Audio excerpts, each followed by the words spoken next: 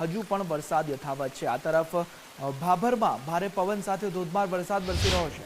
ભારે ઉકળાટ બાદ સમી સાંજે વરસાદી માહોલ જામ્યો। ભારે વરસાદથી નીચાણવાળા વિસ્તારોમાં પાણી ભરાયા, બજારમાં પાણી ફરી વળ્યા। વેપારીઓ જે સહિતના લોકો હતા, ગ્રાહકો હતા, તે તમામ મુશ્કેલીમાં મુકાયા, પરેશાન થઈ ગયા। પરંતુ જે ભાભર પંથકમાં 2 કલાકમાં 1.5 ઇંચ એટલે કે 1.5 ઇંચ વરસાદ 2 કલાકમાં વરસી ગયો છે। લાઠી બજાર, આઝાદ ચોક અને ખાડિયા વિસ્તારમાં પણ પાણી ભરાયેલા દ્રશ્યો સામે આવી રહ્યા છે। વરસાદ અવિરત ધીમી ધારે ક્યારેક ફાસ્ટ વરસાદ ચાલુ છે। સાહેબ વારે ઘડીએ અહીંયા પાણી ભરાતું રહેશે।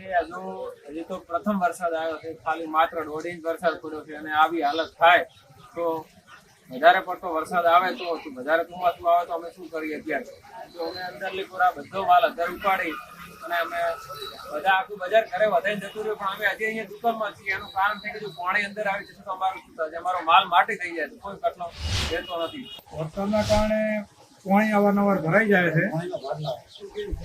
ને જો આનો જલ્દી નિકાલ થાય તો અમારા ધંધા રોજગારને તકલીફ ના પડે, દુકાનમાં પાણી ના આવે। તો અડધા ફૂટ જેવું પાણી ઉતરી ગયો છે, બાકી આનાથી વધારે હતો તો પછી દુકાનમાં પાણી આવી જાય। પાણી ભરાય છે, તમે જો નવા રોડ બને તો પાણીનો નિકાલ નથી સાહેબ। અમારે એક વરસાદ આવે એટલે પાણી દુકાન આખી દુકાન ખાલી કરવી પડે। આ જુઓ તમે દુકાન એક ખોના ખાલી કરી દીધા છે એવો। અને હજી 1 કલાકથી મથી હજી પાણી બહાર નથી નીકળી। તમારે કોઈ સાંભળી લો, એક વરસાદ આવે, વરસાદના લીધે અમારે દુકાન આખી ખાલી કરવી પડે। સામાન્ય વરસાદના લીધે હું તો વરસાદ અડધો કલાકથી વધારે આવ્યો નથી। અમે તો નગરપાલિકાને એમ કહીએ કે આ પાણીનો નિહાર થવો જોઈએ, તમે એમ કહીએ। દર આડિયા વિસ્તારની અંદર ખૂબ પાણી ભરાય છે।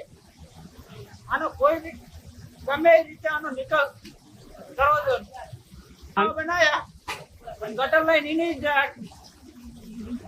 એનાથી ગટર લાઈન નવી નાખી